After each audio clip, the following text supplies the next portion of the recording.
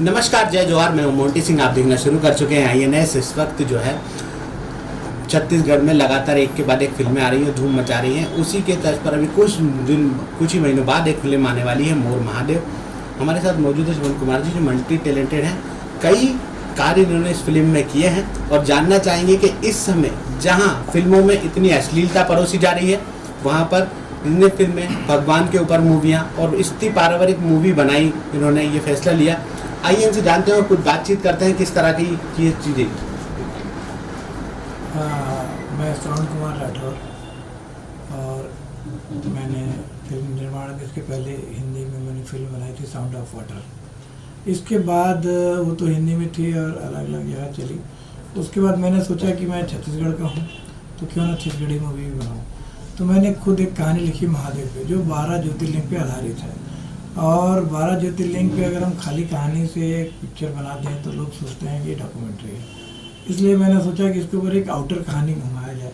तो मैंने इसको हिंदी और छत्तीसगढ़ी दोनों भाषा में बनाया है। और आउटर कहानी को ऐसा रंगाया कि एक छत्तीसगढ़ का ही आदमी है जो हमारा हीरो है, और उसको नाना प्रकार की तकलीफ होती है जैसे एक आम आदमी की होती है। और उस तकलीफ को दूर करने के लिए वो 12 ज्योतिर्लिंग का यात्रा करता है, और जिस ज्योतिर्लिंग में जाता है वहाँ से कुछ न कुछ आशीर्वाद प्राप्त होता है, और वहाँ के जो मुख्य पुजारी हैं उस ज्योतिर्लिंग की पूरी कहानी समझाते हैं। तो फ्लैशबैक में पूरा ज्योतिर्लिंग की कहानी हो जाता है। इसमें हम 12 ज्योतिर्लिंग का एक्चुअल जो ज्योतिर्लिंग की पार्थिव लिंग है उसको हम दिखाएंगे। हर आदमी 12 ज्योतिर्लिंग जा नहीं पाता, तो यहाँ से एक रूपाले पर्दे में अपने महादेव का दर्शन कर लेंगे।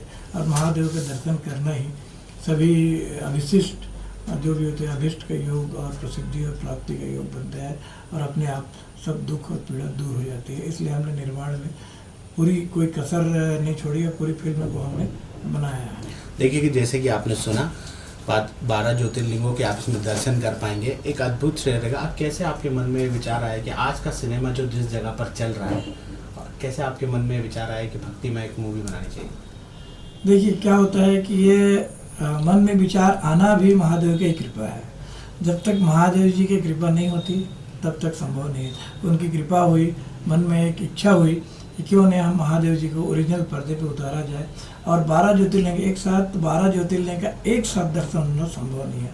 तो हम बोले अगर हम एक पर्दे में लोगों के सामने 12 ज्योतिर्लिंग को प्रस्तुत करें तो जो दर्शक हैं, या हमारे छत्तीसगढ़ बोलिए या हिंदी में भी बना रहे हैं तो या इंडिया लेवल पे बोलिए, तो भारत के जो लोगों के मन में जो उत्कंठा है कि 12 ज्योतिर्लिंग, लोग दर्शन कराते हैं, केदारनाथ चले जाते हैं, बड़े बड़े दूर की यात्रा कर लेते हैं, तो लेकिन उनके कहानी मालूम नहीं रहता कि हम इतना दूर ज्योतिर्लिंग दर्शन किए, भगवत प्राप्ति हो जाती है, महादेव कृपा हो जाती है, लेकिन वहाँ पे केदारनाथ की स्थापना कैसे हुई, या बैजनाथ धाम की स्थापना कैसे हुई, कि रावण कैसे लेके गए थे उनको, किन कारणों से हुई।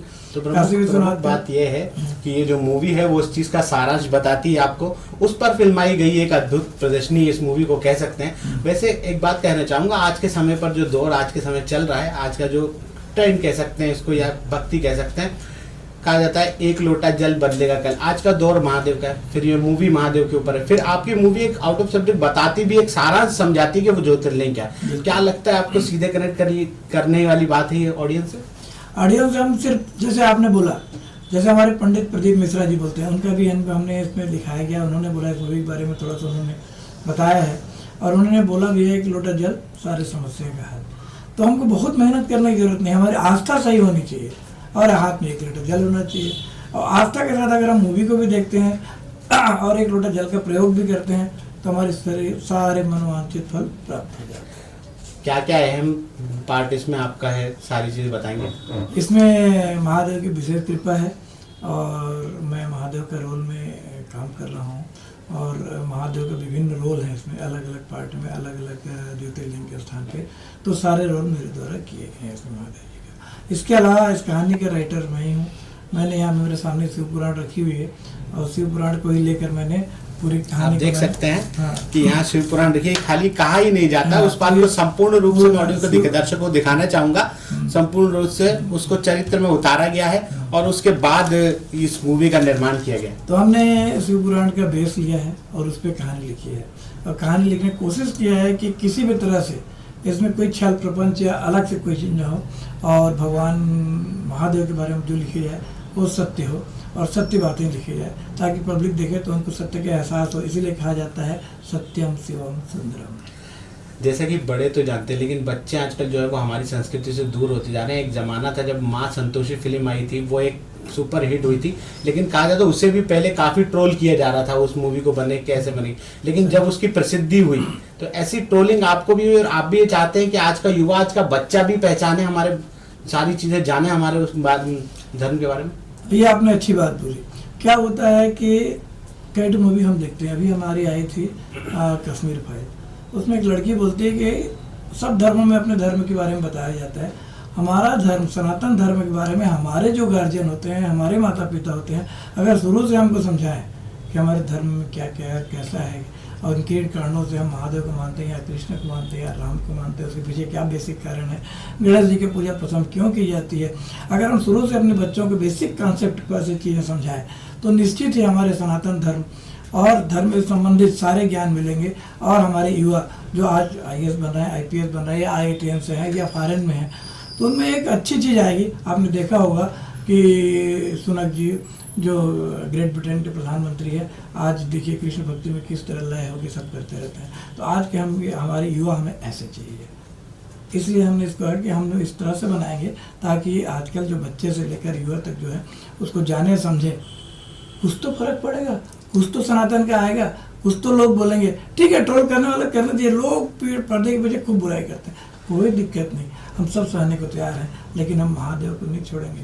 महादेव के आपके सामने प्रस्तुत करके रहेंगे, महादेव की अच्छाई, महादेव की भक्ति, महादेव की शक्ति क्या क्या प्राप्त नहीं होती, आप जब फिल्म देखेंगे तब आपको अनुभव होगा। मेरा आपसे निवेदन है कि आप फिल्म जरूर देखिए और पूरी कहानी को समझिए और भक्ति और आशीर्वाद प्राप्त करिए। देखिए ये वो हैं जिन्होंने मल्टीपल रोल निभाए हैं इस फिल्म में, एक तरीके से कह सकते हैं अलग अलग किरदार है, हर डिपार्टमेंट को देखा है, उसको समझा है, और सीधे तौर पे आपको एक अंतिम जवाब आपको देना चाहता हूँ, शायद इसका इंतजार कर रहे हो आप, एक रिलीज डेट।